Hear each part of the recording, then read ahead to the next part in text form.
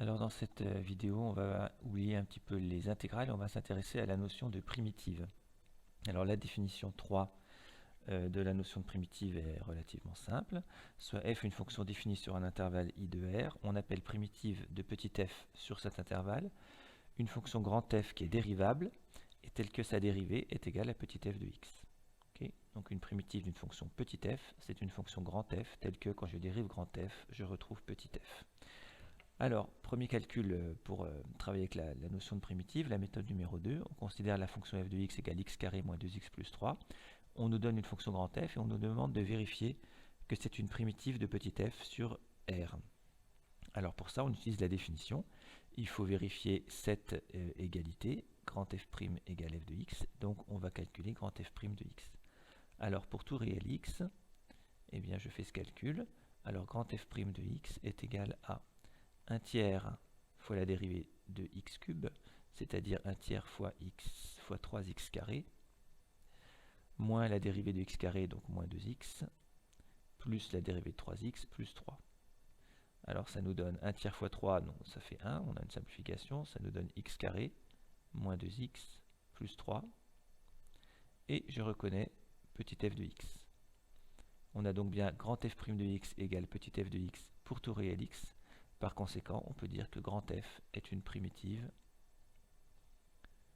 de petit f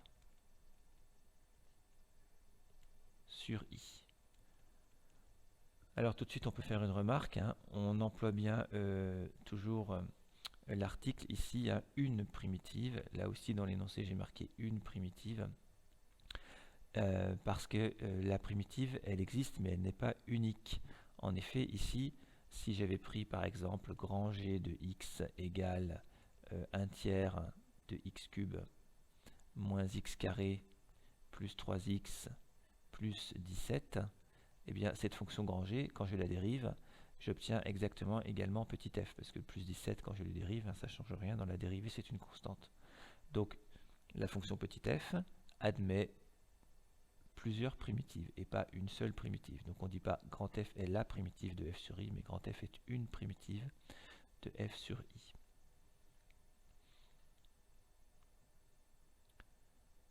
Alors ensuite, donc on a un théorème 3, qui va être admis, qui nous dit que si f est une fonction continue sur un intervalle, alors f admet des primitives sur i. Alors il est admis, mais on peut quand même se rappeler de quelque chose, et on l'a quasiment déjà démontré ce théorème, c'est le théorème 2. Dans le théorème 2, on a démontré que si f est une fonction continue et positive sur l'intervalle AB, alors la fonction grand F, définie par grand F de x égale l'intégrale de a à x de f de t dt, est dérivable, et sa fonction dérivée est la fonction petit f. Sa fonction dérivée est la fonction petit f. Donc ça signifie que grand F est une primitive de petit f sur l'intervalle AB. Donc le théorème 2, en fait, est une démonstration du théorème 3, mais dans le cas particulier où f est continue et positive. Alors le théorème 3 généralise le résultat, puisqu'ici on suppose seulement que la fonction est continue et pas seulement positive. Toute fonction continue admet des primitives. Maintenant on a un théorème 4 qui va nous éclairer un petit peu sur l'ensemble des primitives d'une fonction petit f. Donc, on considère une fonction petit f continue sur un intervalle, et grand F une primitive de petit f que l'on connaît déjà. Alors le théorème nous dit deux choses. Pour tout réel k, la fonction qui a x associe grand F de x plus k est aussi une primitive de f. Et le deuxième point est la réciproque. Si g est une primitive quelconque de petit f sur i, alors il existe un réel k tel que g de x égale f de x plus k. Autrement dit, forcément, une primitive de petit f est de la forme f plus k. Alors on va démontrer ce théorème en commençant par le premier point. Donc on va prendre k un réel, soit k appartient à R. On veut démontrer que cette fonction grand F plus k est une primitive. On va lui donner un nom. Donc on va l'appeler grand G. G de x égale grand F de x plus k pour tout x réel. Ok. Et on va montrer que grand G est une primitive de petit f. Pour ça, c'est comme dans la méthode tout à l'heure, il suffit de dériver grand G. Donc pour tout réel x, grand G' de x, c'est grand f' de x plus 0, puisque la dérivée d'une somme est la somme des dérivées, et la dérivée d'une constante est 0. Ça fait donc grand f' de x, et grand f' de x, c'est égal à petit f de x, parce que je sais que grand f est une primitive de petit f sur i. Alors j'ai mis quelque soit x appartient à R, ici c'est quelque soit x appartient à i. Ensemble de définitions de petit f et de grand f. Ok. Alors donc ça, grand G' de x, maintenant si je souligne ici ce que j'ai obtenu, grand G' de x égale petit f de x, ça signifie que grand G est une primitive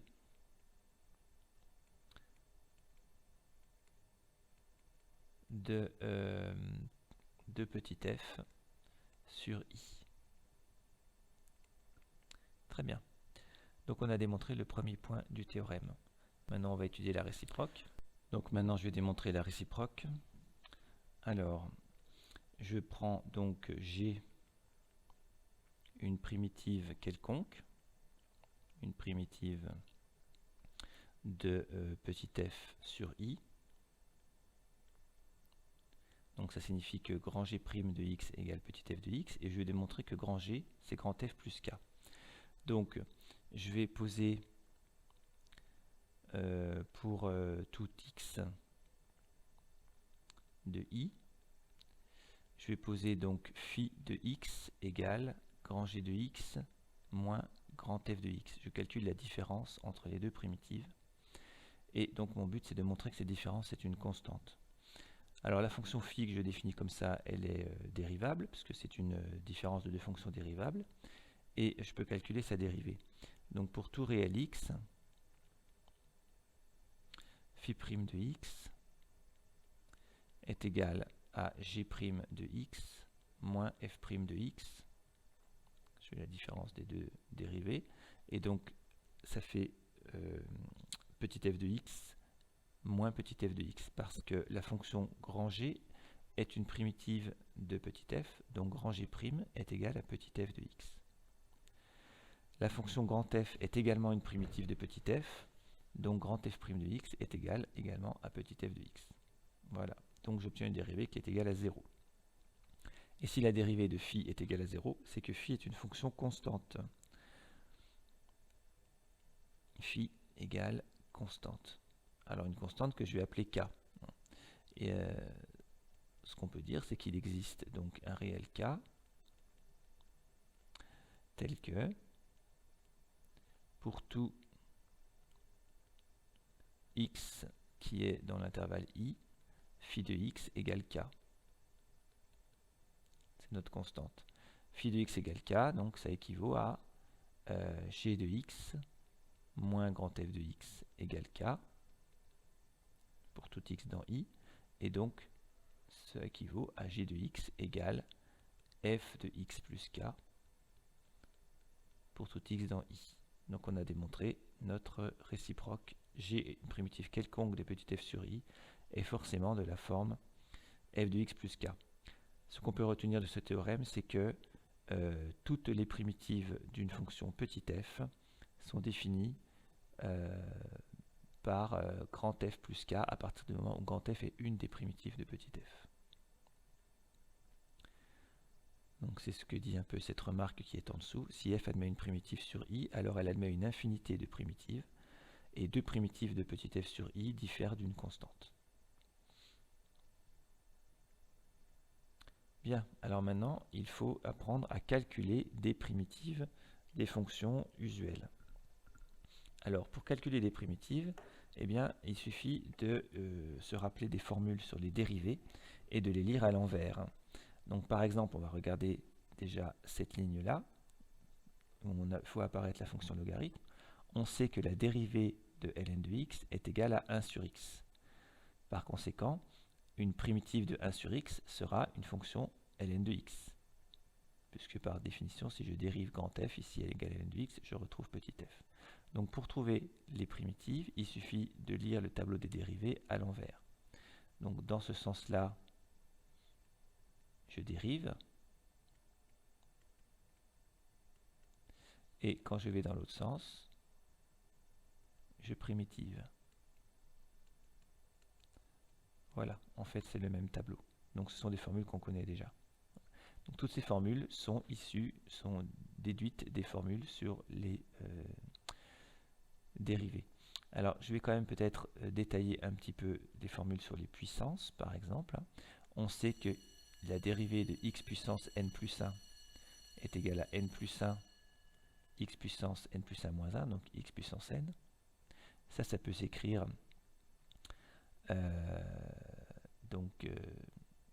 ça peut s'écrire x puissance n, c'est égal à 1 sur n plus 1 fois x puissance n plus 1, le tout dérivé. Voilà. La dérivée de 1 sur n plus 1, x puissance n plus 1, c'est égal à x puissance n. Et donc on retrouve le fait que la primitive de x puissance n est égale à 1 sur n plus 1, x puissance n plus 1. En ce qui concerne les exposants négatifs, f de x égale 1 sur x puissance n, on a avantage, plutôt que de retenir cette formule ici avec n avec moins 1 sur n moins 1 x puissance n moins 1 plus k, on a intérêt à utiliser des exposants négatifs. 1 sur x puissance n, on l'écrit x puissance moins n.